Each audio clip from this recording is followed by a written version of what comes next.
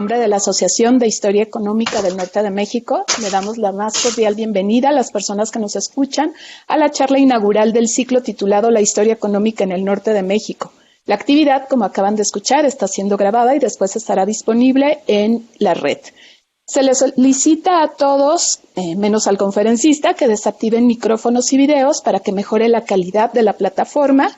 El día de hoy nos acompañan el doctor Sergio Cañedo, actual secretario ejecutivo de la ENME, adscrito al Colegio de San Luis, una servidora del Instituto de Investigaciones Históricas de la UNAM, que realizaré la tarea de moderación de la sesión, y el doctor Mario Ceruti, cuya presentación no me corresponde hacerla a mí, pero que es nuestro conferencista.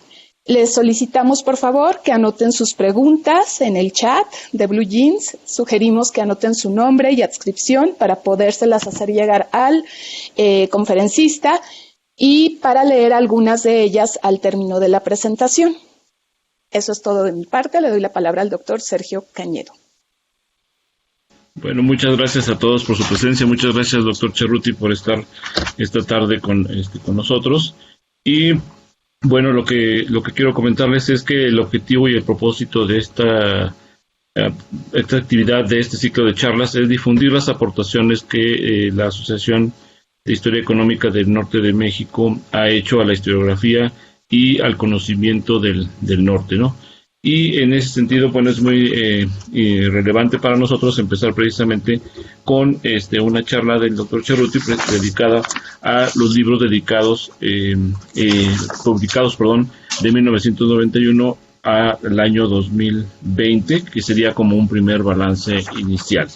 Para quienes no conozcan al doctor Mario Ceruti, yo les comento brevemente que es miembro del Sistema Nacional de Investigadores, nivel 3, doctor en Ciencias Sociales por la Universidad de Utrecht, en Holanda, investigador y catedrático de la Facultad de Economía de la Universidad Autónoma de Nuevo León, miembro fundador y exsecretario ejecutivo de la Asociación de Historia Económica del Norte de México, miembro fundador del Grupo Iberoamericano de Estudios Empresariales e Historia Económica y académico de número de la Asociación Mexicana de la Historia. Esta es la semblanza del doctor Mario Ceruti.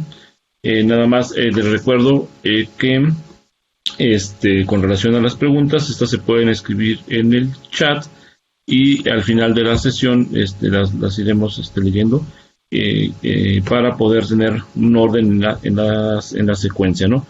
Entonces regreso ahora la palabra a la doctora Irina. Muchas gracias, Sergio. Únicamente para que el doctor Ceruti pueda empezar. Doctor, lo escuchamos. Buenas tardes para todos y gracias por los que se han integrado a la red. Un agradecimiento especial para Sergio Cañedo y Irina porque han trabajado mucho para poner en marcha esto y para los restantes miembros del comité ejecutivo de nuestra asociación. Vamos a empezar inmediatamente, si les parece, con las diapositivas. La va a manejar Sergio desde San Luis. La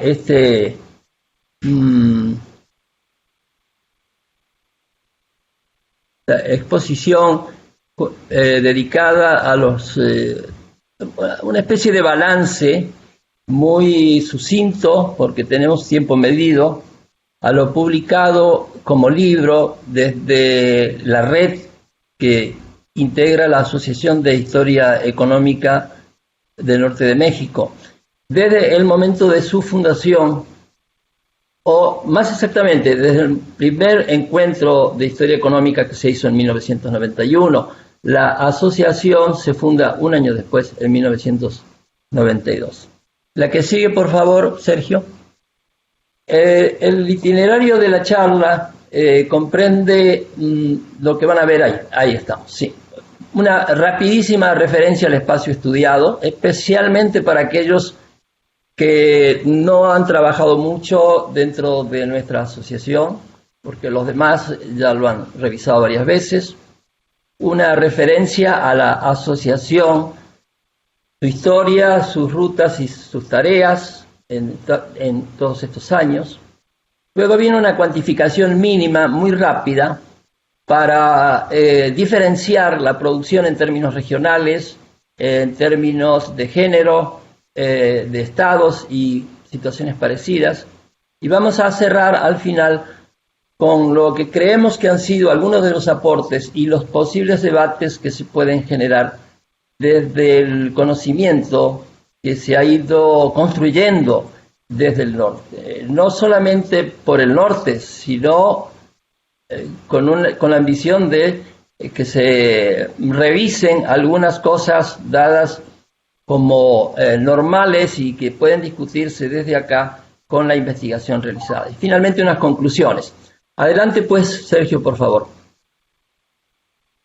El espacio estudiado, que quede bien claro, no son los estados fronterizos, son los estados que una línea imaginaria tendida desde los dos puertos históricos hasta la punta de Baja California Sur y comprende hacia el norte.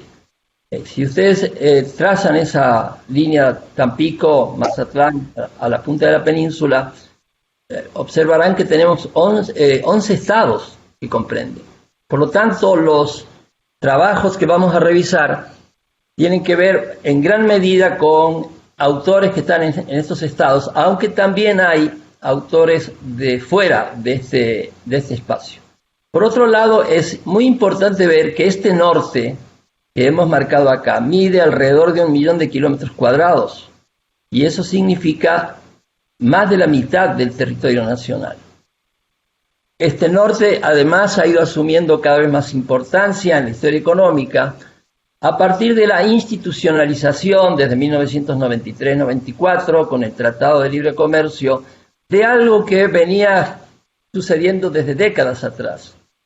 Ahí es cuando la historia económica parece servir para generar ciertos conocimientos y combatir algunos prejuicios respecto a los niveles de integración que tenía la economía mexicana en su conjunto y en especial este norte con los Estados Unidos. Adelante, por favor.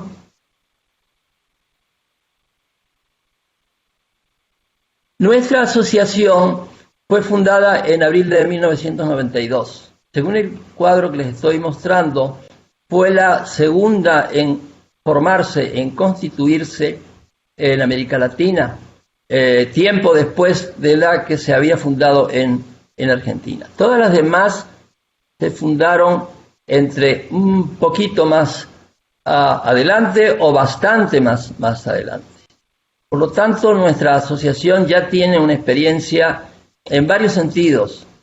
Uno, en la construcción de una gran red de investigadores que era inevitable formar para poder trabajar desde tantos rincones del territorio norteño.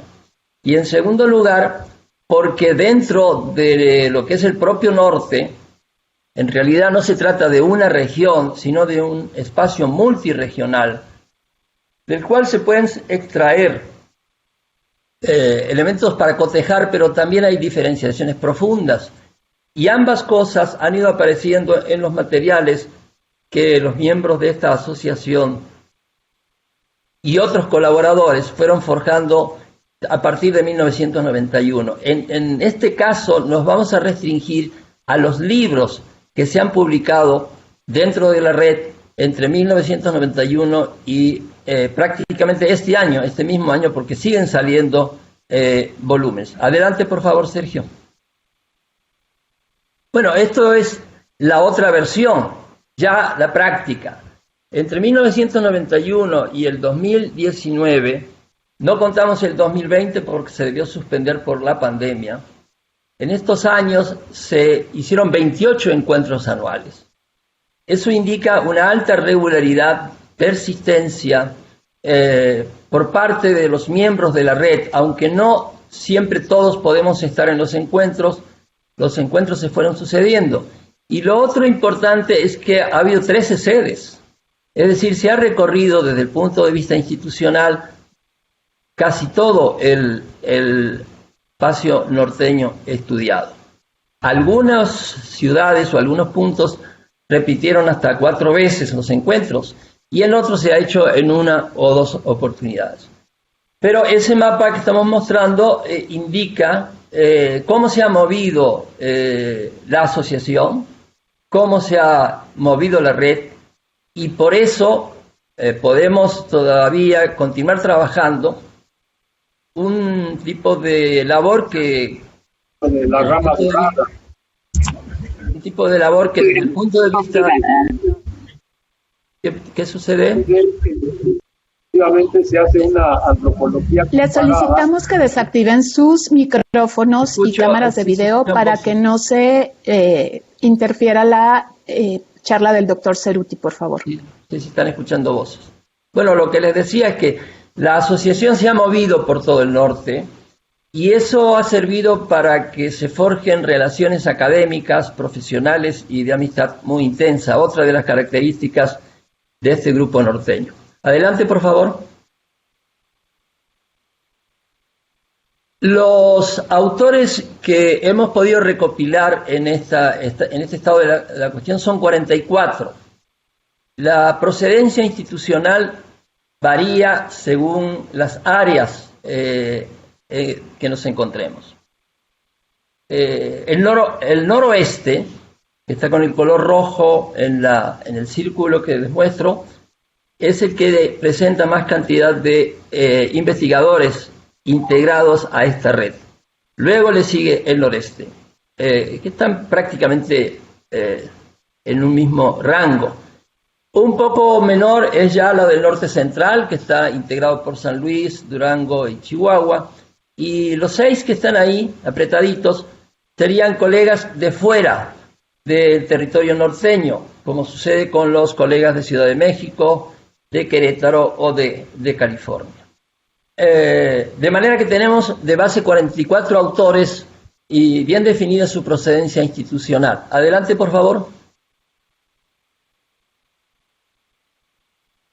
Por estados sí se notan diferencias más intensas, ¿verdad? Hay diferencias más intensas. En general, los que están de los 3 para arriba se van diferenciando, de los 3 autores para arriba se van diferenciando bastante de los demás estados. Aquí el que encabezaría la cantidad de autores que han publicado en estos casi 30 años es Nuevo León. Baja California ha subido mucho en los últimos tiempos, aunque me parece que pronto va a tener una pérdida ahí, pero se va a mantener entre los que siguen junto con Sonora, que ha sido siempre, Sonora desde Hermosillo sobre todo, una fuerte integración ha tenido a nuestra asociación.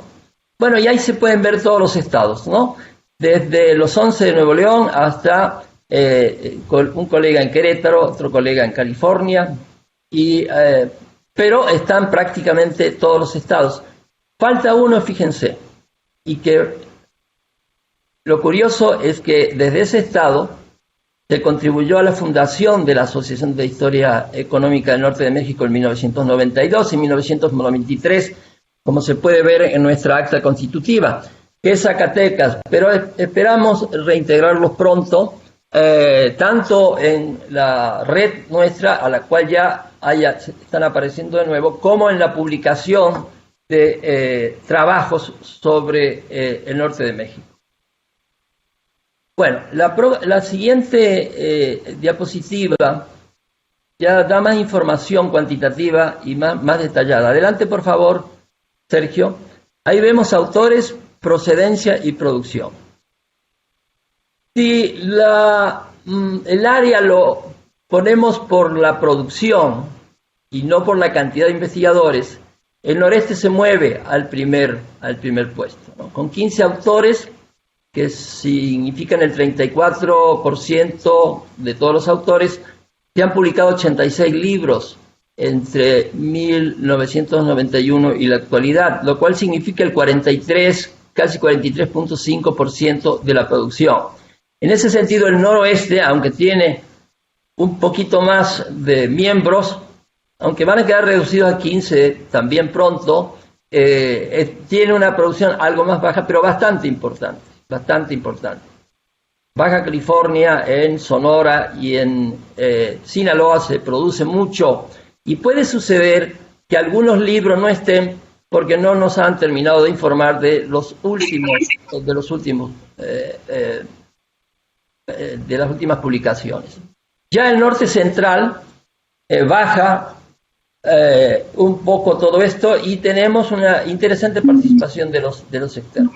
Lo que quiero mencionarles entonces es que el total de libros publicados por esta red entre 1991 y el año actual llega en libros a 198, lo cual es una muestra de una fuerte capacidad de producción.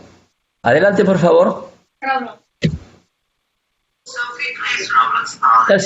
La siguiente diapositiva muestra los mismos datos, pero presentados de otra manera para hacerlo más visible, ¿verdad? Ahí se observa con claridad cómo de área a área va bajando la producción, y van bajando en algunos casos también el número de investigadores. Ahora, dentro del noreste, sobre el cual vamos a hablar en otra sesión el domingo, en otro webinar, hay también una fuerte diferencia entre los tres estados. Eso no se nota tanto en el noroeste. El noroeste, si apartamos un poquito Baja California Sur, no tanto, ¿verdad? Tiene una producción más compacta en el conjunto de estados. En cambio, en el noreste hay una desigualdad muy fuerte. En el caso del norte central, la producción más evidente viene de San Luis Potosí, y luego le sigue Durango. Chihuahua, mientras estuvo integrado hasta años atrás, y ahora los hemos vuelto a recuperar, tenía un buen nivel de producción, y esperamos que lo sigan manteniendo. Bueno, ¿qué pasa según los géneros? Muy interesante, la diapositiva siguiente se refiere a ese punto. ¿Qué pasa con los géneros? Bueno, un elemento muy interesante es ver la cantidad de mujeres que se ha ido incorporando a la historia económica o a disciplinas conexas. Porque, como vamos a aclarar un poquito después, esto no es solamente pura económica, hay historia social, historia laboral, historia ambiental, etcétera. Y una buena parte de la integración femenina ha sido vía las tesis doctorales que se han hecho en los últimos años, temas al cual vamos a hacer una breve referencia al final. Pero mientras tanto, en materia de género, los hombres ocupan un rango bastante mayor por ahora respecto a el sector femenino. En la siguiente diapositiva se puede ver en términos cuantitativos, ¿verdad? Los libros producidos por hombres en estos casi 30 años son 139, y los producidos por mujeres 59. Esto tiene mucho que ver con que durante mucho tiempo hubo un predominio muy fuerte del sector masculino en estas actividades de investigación, cosa que se está emparejando paulatinamente. En términos de porcentuales, como se ve, los hombres han generado más del 70% y las mujeres casi el 30%. Adelante, por favor. Bueno, he ido un poco rápido en la cuantificación para detenerme un poquito más en los resultados, en las diferencias que hemos ido encontrando en nuestras investigaciones, en los posibles debates que se pueden lanzar desde otras latitudes de México o desde fuera del país. La historia económica como disciplina en y desde el norte ya está resumida. Tiene su trayectoria, tiene sus resultados. Si ustedes suman a esto los capítulos, los artículos de difusión, más otras actividades como los coloquios, los encuentros, los proyectos de investigación, realmente ha sido muy densa la producción. Y fíjense ustedes, ¿no? Con recursos muy escasos.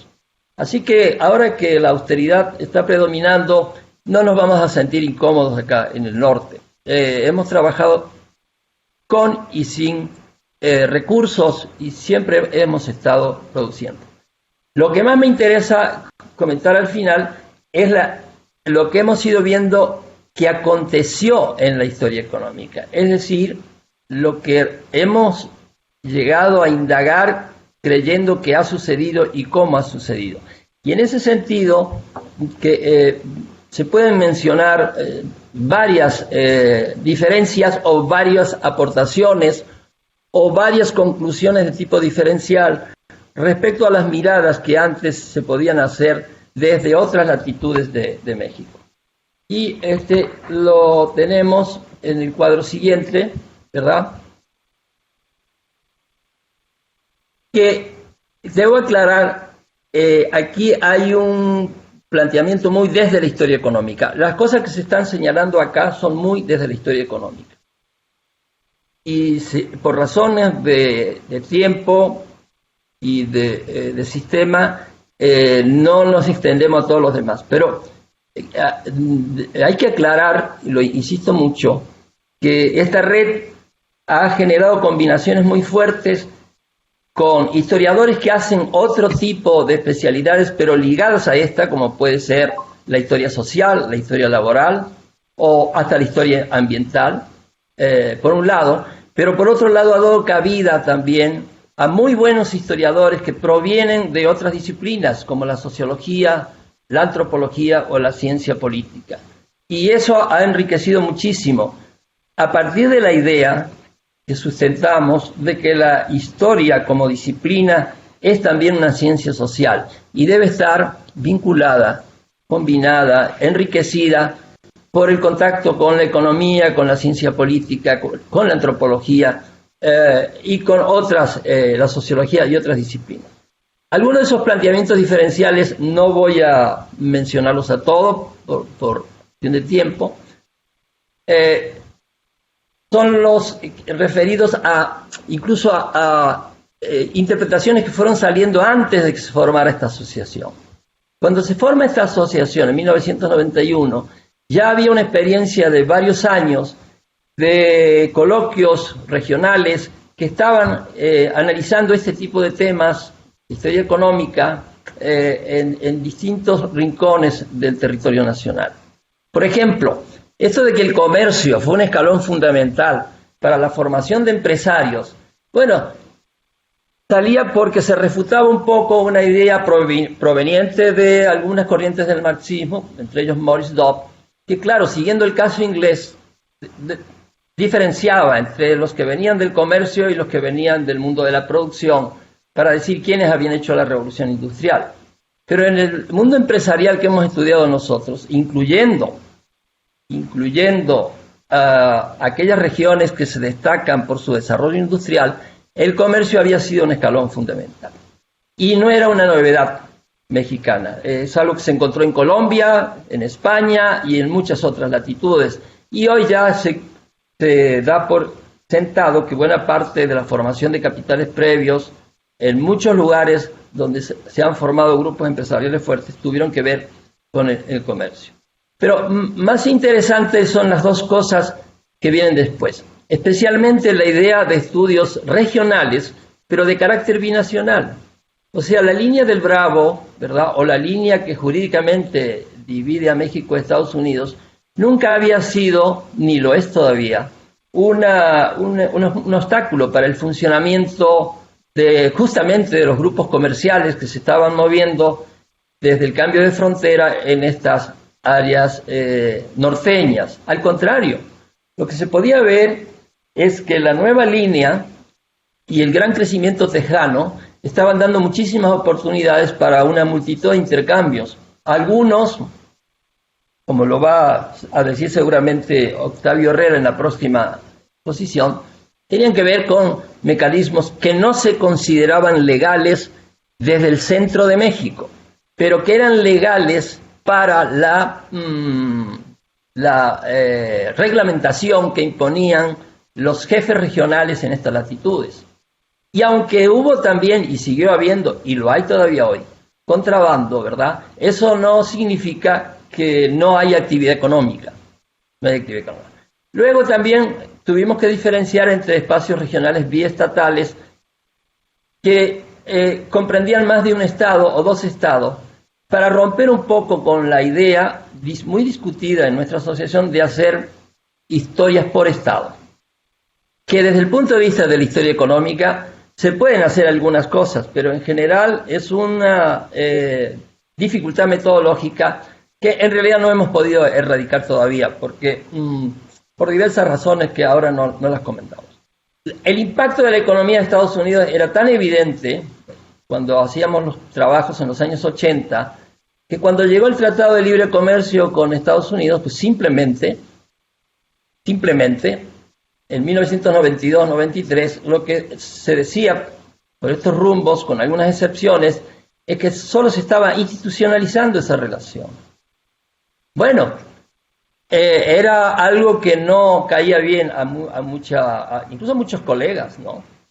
Pero 30 años después, pues ya saben cuánto se ha apreciado por muchos de los que decían que eso era poco favorable, cómo se ha patentizado ahora el deseo de seguir con este Tratado de Libre Comercio. Así que a veces los historiadores podemos anticipar algunas cosas, aunque estemos mirando hacia atrás. El impacto del norte dentro del mercado nacional fue justificado también por una diferencia sustancial. El mercado no solamente depende de la población, sobre todo si la población tiene bajos niveles de ingreso. Depende en gran medida del capital, de las relaciones que mantienen los procesos productivos, ya fuere entre unidades productivas y entre regiones.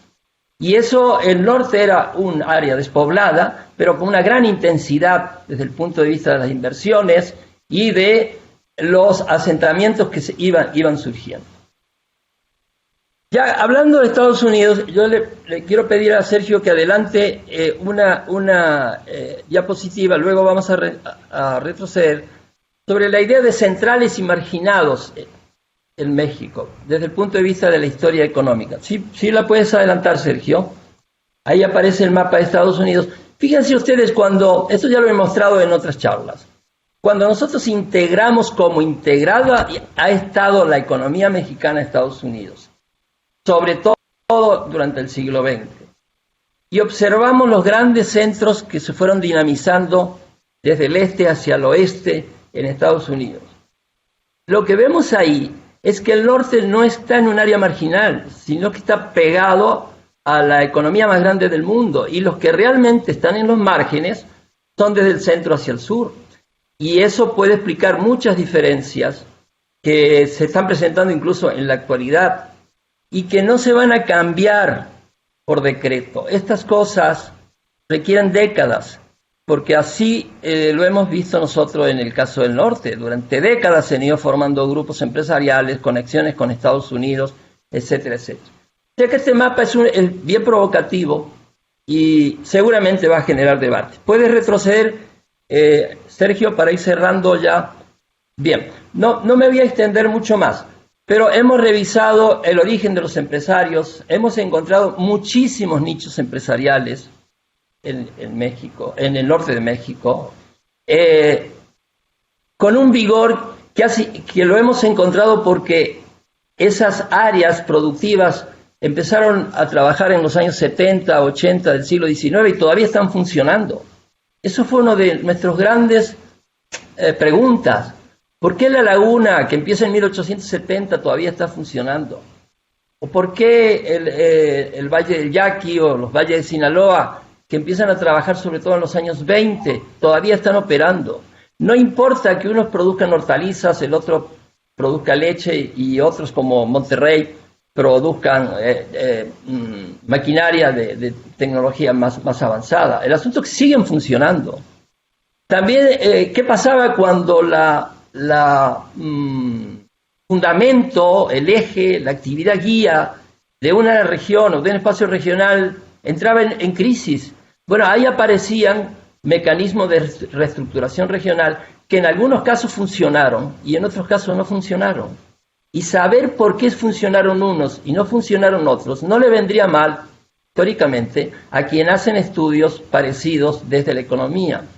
Las familias empresariales y la agricultura empresarial las hemos estudiado muchísimo en los últimos años. Y una pregunta que se fue haciendo en los años 90 era si en México había empresarios y empresas preparados para la apertura. Bueno, al parecer sí había, pero no todos. Los que han reaccionado más rápido seguramente fueron aquellos que ya estaban acostumbrados a trabajar con el mercado de Estados Unidos, para el cual el mercado de Estados Unidos no era una cultura aparte, sino parte de su propia cultura. Y de esa manera también pudieron incursionar frente a lo global. No quita, como no lo ha quitado, que grandes empresarios de otras latitudes de México también lo hayan podido hacer. Pero si ustedes ven la cronología del cambio a partir de 1982, cuando se decreta la apertura, van a observar quiénes fueron los que más rápido se adecuaron. Finalmente, algunos temas claves y conexos que desde la historia económica se fueron planteando y que están en la última de las diapositivas, después de los mapas. Sergio, por favor. Ahí encontramos, el que sigue, la que sigue. Ahí encontramos, no, la anterior, Sergio, ahí, por favor. Ahí encontramos una serie de elementos que hemos tenido oportunidad de estudiarlos bastante. Muchos son de tipo sociológico, pero en general acá la historia económica es la que más ha incursionado. Ya con esto que se presenta ahí, se puede señalar las novedades que pudieron irse encontrando en estas investigaciones de la red. Algunos, como los sistemas de crédito, han tenido muchísimo trabajo, especialmente en el noroeste. El cambio tecnológico que hemos encontrado, no solamente en el sector fabril, sino en el sector agrícola, ha sido muy impresionante. La diversificación de las inversiones ya lo sabíamos desde antes, simplemente se ratificó, ¿verdad? Crisis y reconversiones. Y una cosa que pudimos hacer son comparaciones interregionales. Es decir, dado que el norte tiene un territorio que es levemente más pequeño que Colombia y más grande que Venezuela, se podían hacer comparaciones interregionales. ¿Qué sucedió con el algodón en el norte de Tamaulipas? ¿Qué pasó con el algodón en Sinaloa o en La Laguna? Etcétera, etcétera, ¿verdad? Y otra cosa para cerrar, las tesis de posgrado.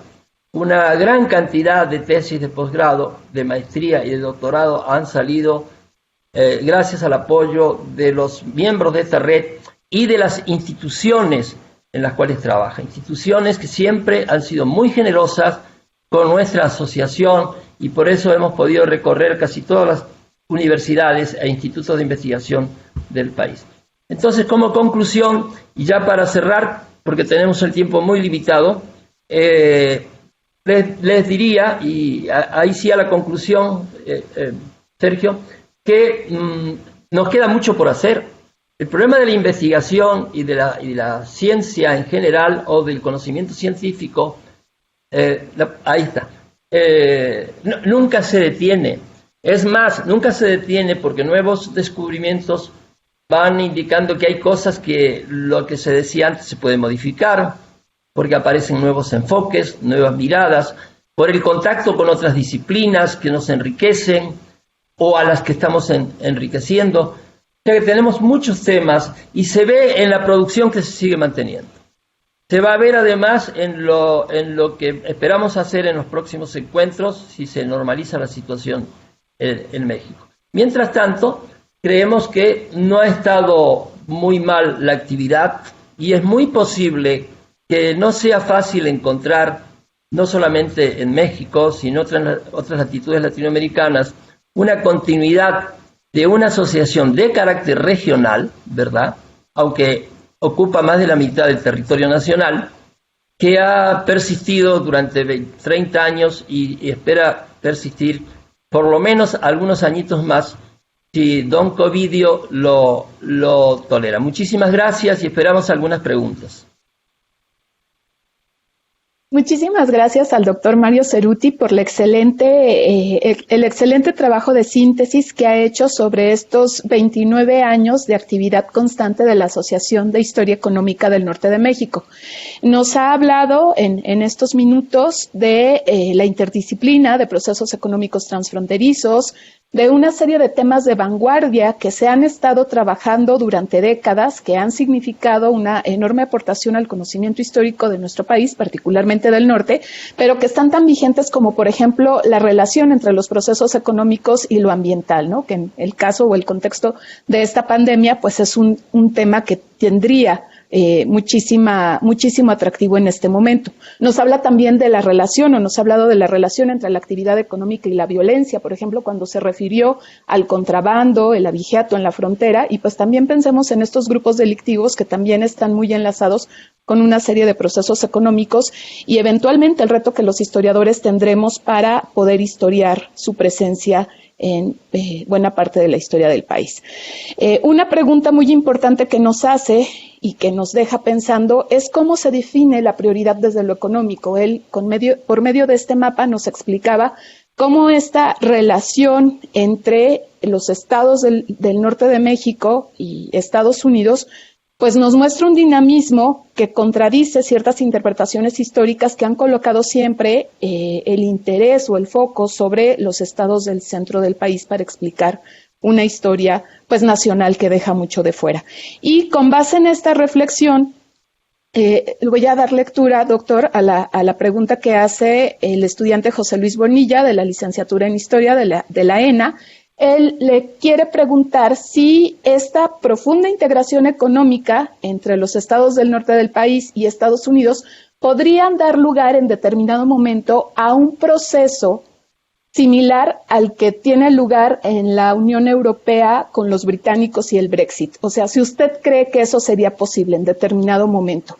Y le doy la palabra para que responda esto en lo que yo leo las otras preguntas.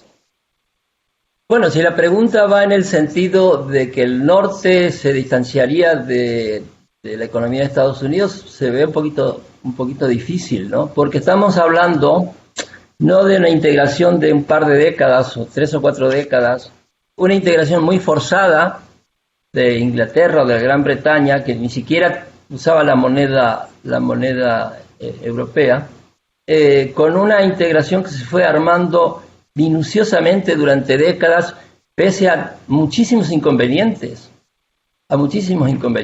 y que lo menos que le podría decir es que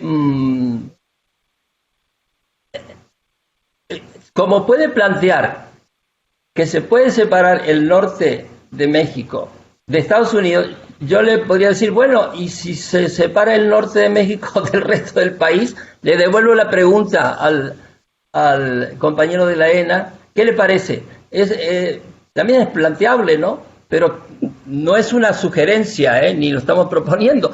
Le digo que podría ser el mismo grado de dificultad. No veo yo que ninguna de las dos cosas se pueda registrar, y mucho menos que se parezca a lo del Brexit, que de paso ha sido declarado ya por más de la mitad de los británicos como una verdadera insensatez, ¿no?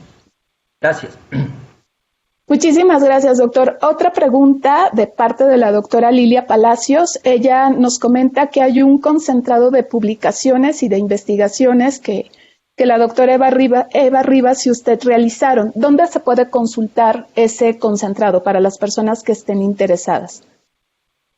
Bueno, ese es uno de nuestros problemas, ¿no? ¿Cómo hacemos para que circulen las investigaciones? Justamente nuestros encuentros servían mucho para ello, ¿no? Sobre todo a los que llevábamos los libros, porque a algunos colegas les pesaba un poquitín cargar los libros, pero era una forma. Y en nuestra facultad de Economía hay algunas cosas, pero otras no están ahí. Por eso hemos impulsado nosotros, y ahora está detenido por la pandemia, un acervo de historia económica y sus conexos, reitero mucho, con la sociología, con la economía, con la cuestión ambiental, un acervo de historia económica para que ahí se pueda encontrar todo lo que Lilia y otros quieran buscar, especialmente para gente que pueda venir de otros estados o de fuera del país. Ese acervo está en marcha y qué bueno que puedo hablar al respecto, porque el aporte de los miembros de la red y de muchas instituciones ha sido muy grande. Y ya estamos sumando decenas y decenas de revistas, tanto en papel como electrónico. En fin, en el caso de Lilia, si se puede comunicar de otra manera, veremos cómo lo puedo arreglar. Algunas cosas las tenemos y otras no tanto. Sí. Es uno de los problemas no solamente del norte, sino en general en México, la difusión de las publicaciones, ¿no? Bien, doctor, una tercera pregunta la hace la doctora Araceli Almaraz. Ella nos pide, por favor, que abunde sobre las vías metodológicas para llevar a cabo estudios empresariales y de historia económica comparada, lo cual podría ser pues muy atractivo para los estudiantes que nos están escuchando. Bueno, una primera sugerencia es que se pongan a leer mucho de lo que se ha producido. Ya Araceli en ese sentido debe tener mucha información. Es importante que tengan una referencia sobre estos estudios. Acaba de hacerse una tesis doctoral en Zacatecas sobre el Bajío, en la cual la flamante doctora tomó como referencia de buena parte de su estudio del Bajío lo que hemos hecho en el norte. Se tomó el trabajo de leerlo, aunque ella estuviera fuera de este territorio. Bueno, Zacatecas está dentro, pero el Bajío estaba afuera. Y en realidad parece que le fue bastante útil, porque muchos de los conceptos que hemos ido utilizando nosotros los pudo usar, por lo menos desde el punto de vista de la historia económica. Para los estudios empresariales es algo parecido. Y una de las cosas básicas es decirle a los alumnos dos cosas, que no sé si esto es metodológico, pero sí es trabajo. Uno, que no piensen que una investigación se hace en 3 meses o en 5 meses o en un año. Uno. Y dos, que revisen todo lo que pueden de los archivos locales y luego se muevan hacia otras regiones, para que puedan comparar, porque la comparación es fundamental en el estudio histórico y es fundamental en el estudio empresarial. Y un agregado. Para la gente que hace historia económica pura, pero no toca a la empresa, les sugiero, y esto sí es metodológico, que le echen una mirada a los estudios de empresa, porque si no, se pueden equivocar. Y supongo que los que hacen estudios puros de empresa, que le echen una mirada a la historia económica que rodea a las empresas. Y si quieren pensar en alguien que los puede guiar, pues qué mejor que Chandler, ¿no? Que combinaba las cosas de manera extraordinaria. Adelante, sí, por favor. Una última pregunta deriva de las diapositivas que exponía y tiene que ver con la importancia de los procesos fiscales para comprender el entramado económico, que sería como uno de los temas que merecerían la atención de los historiadores. Recientemente se publicó estudios sobre geografía tributaria de Luisa Boites, pero justo el capítulo que se dirige a estudiar el norte, al titularse La insignificancia, pues da lugar a una serie de inquietudes sobre cómo una actividad económica tan importante se traduce en una participación fiscal que no se comprende sea calificada como insignificante en este estudio. No sé si nos podría comentar algo al respecto. Bueno, los estudios de fiscalidad son muy importantes, ¿no? Ahí la historia económica española ha hecho grandes aportes, desde el maestro Fontana en adelante. Pero me parece que en el norte no hemos trabajado tanto.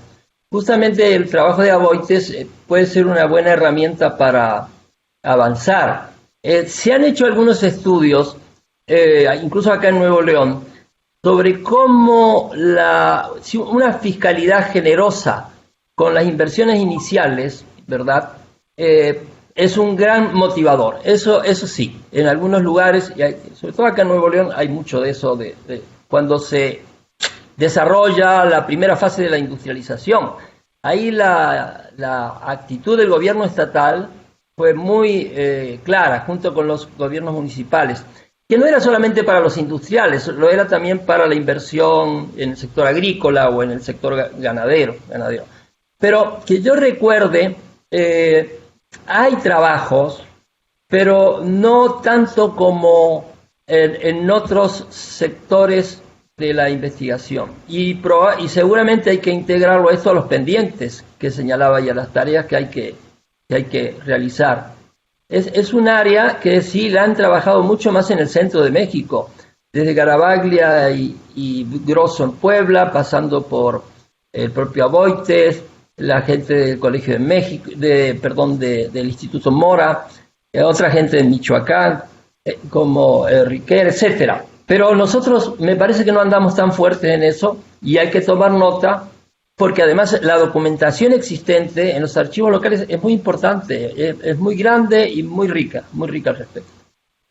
Así que es un pendiente de la red, o de los que se integren a la red, o de los futuros tesistas, ¿no? Muchísimas gracias, doctor. Esas son todas las preguntas. Si no hay ninguna más, le doy la palabra al doctor Sergio Cañedo para que concluya la actividad. Por mi parte, le agradezco mucho la exposición. Muchas gracias. Bueno, muy bien. Muchas gracias, doctor Mario Cerruti, por la presentación que tuvimos hoy sobre este balance inicial sobre los libros publicados de 1991 a el año 2020. Y bueno, aquí nada más es agradecer nuevamente la presencia de todos ustedes y sobre todo, ¿verdad?, invitarlos ahora, además, a la siguiente sesión que tendremos el día 12 de noviembre de este año, en donde participará el doctor Octavio Herrera Pérez con una charla dedicada a frontera e impactos económicos, que es precisamente uno de los temas que ya ha planteado el doctor Cerruti en este balance inicial que ha realizado, ¿no? Entonces, en ese sentido, creo que podemos tener también una conversación interesante con el doctor Octavio, y ya abordando en este caso ya también un espacio específico de la frontera de México y su dinámica económica. Muchas gracias, Irina, muchas gracias, doctor. ¿Algún otro comentario?